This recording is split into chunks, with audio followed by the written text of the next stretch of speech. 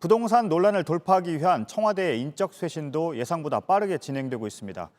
바로 청와대로 가보겠습니다. 김소연 기자, 일단 오늘 인사부터 정리해 주시죠.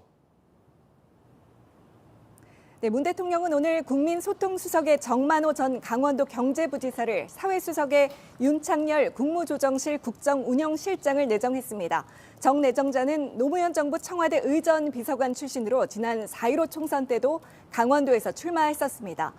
윤 내정자는 총리실 출신의 관료입니다. 문재인 정부 들어서는 보건복지 정책을 담당했습니다. 이로써 지난 7일 사표를 낸 수석 5명 중 4명이 지난 10일과 오늘 2차례에 걸쳐서 교체됐습니다.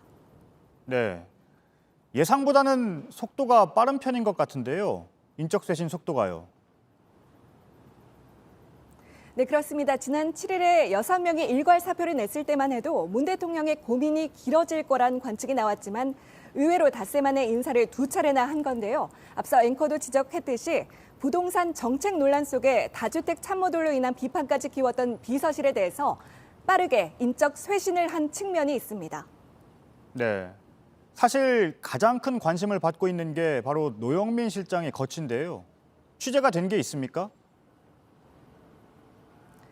네, 다주택자였던 노 실장이 서울 반포집을 팔아서 14년 만에 8억 5천만 원의 차액을 남긴 걸로 어제 확인이 되면서 거취에 관심이 더 쏠리고 있죠. 하지만 현재로서는 전망이 좀 엇갈립니다. 청와대 주변에서는 수석급 이상 인사는 대강 마무리가 된 것 같다는 얘기가 많습니다. 이 경우에 노 실장이 연말까지는 자리를 지킬 거란 전망도 나옵니다. 다만 여당의 핵심 관계자는 JTBC에 사표를 낸 사람은 바꿔주는 게 상식이라고 했습니다.